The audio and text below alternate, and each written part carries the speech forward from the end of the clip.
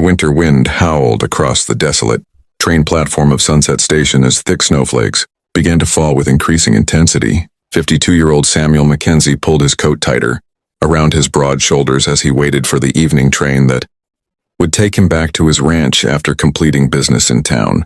His silver-streaked hair and weathered face told the story of decades spent working the land, and his calloused hands spoke of a man who had built his success through honest labor and determination.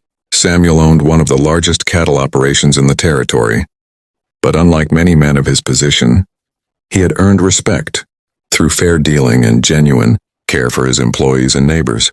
His reputation for helping those in need was well known throughout the region, though he rarely spoke of his charitable acts. As the storm intensified, Samuel noticed he was not alone on the platform. A young Native American woman sat on the wooden bench near the station house, her traditional dress and beadwork identifying her as likely Comanche. She appeared to be in her late 20s, with long dark hair and intelligent eyes that held both strength and current worry. Her carefully crafted clothing suggested skill and cultural pride, but her current situation seemed precarious. The woman clutched a small leather satchel and occasionally glanced toward the empty tracks with growing concern. Samuel could see that she was shivering despite her heavy woolen shawl, and the way she kept checking a folded piece of paper suggested she might be dealing with some kind of travel difficulty. As the snow continued to fall more heavily, Samuel approached respectfully, maintaining a careful distance to avoid seeming threatening. "Excuse me, miss," he said quietly. "I could not help but notice you seem concerned. Is everything all right with your travel plans?" The woman looked up at him with cautious but not unfriendly eyes. "The station master told me the eastbound train has been delayed indefinitely due to the storm," she replied in clear, educated English. "I was traveling to the territorial capital to meet with government officials about land treaty negotiations for my people." Samuel nodded with understanding and respect. "Those meetings are important work. I am Samuel Mackenzie. I own a ranch about 12 miles north of here. May I ask your name?" "I am Ayanna Crowfeather," she replied with dignity. "I serve as a translator and advocate for my tribe in dealings with territorial authorities." Samuel recognized the significance of her role and the courage it required to navigate between two often hostile worlds. "That is vital and difficult work, Miss Crowfeather. I imagine the delay puts you in a challenging position." Ayanna nodded, her concern becoming more evident.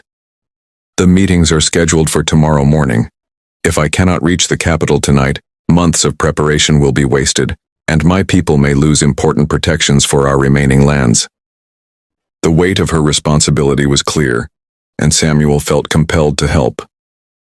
"Miss Crowfeather, I realize this may seem presumptuous, but I have a large, comfortable ranch house with guest accommodations. My housekeeper, Mrs. Patterson, would be happy to provide you with a warm meal and safe lodging for the night. In the morning, I could arrange transportation to get you to the territorial capital in time for your meetings." Ayanna studied his face carefully, clearly evaluating his sincerity and trustworthiness.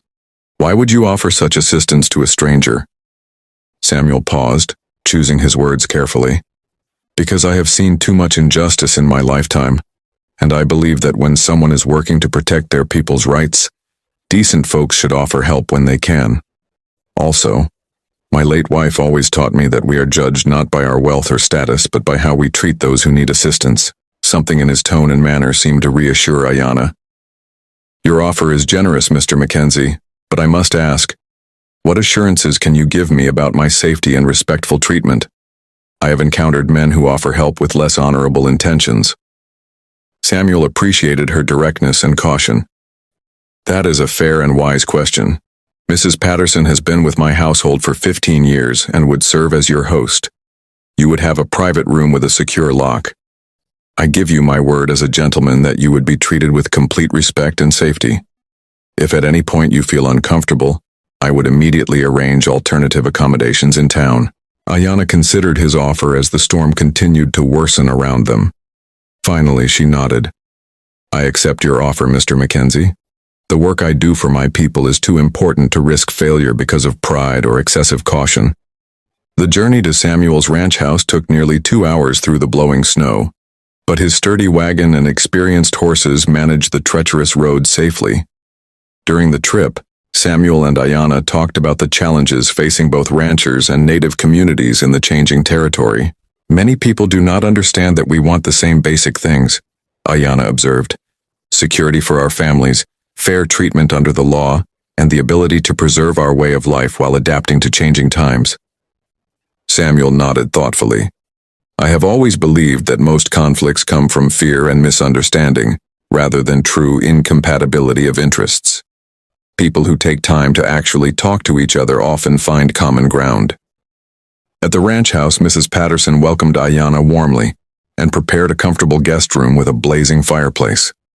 Over dinner, Samuel learned more about Ayana's education at a mission school, her deep knowledge of both Comanche and English law, and her dedication to serving as a bridge between cultures.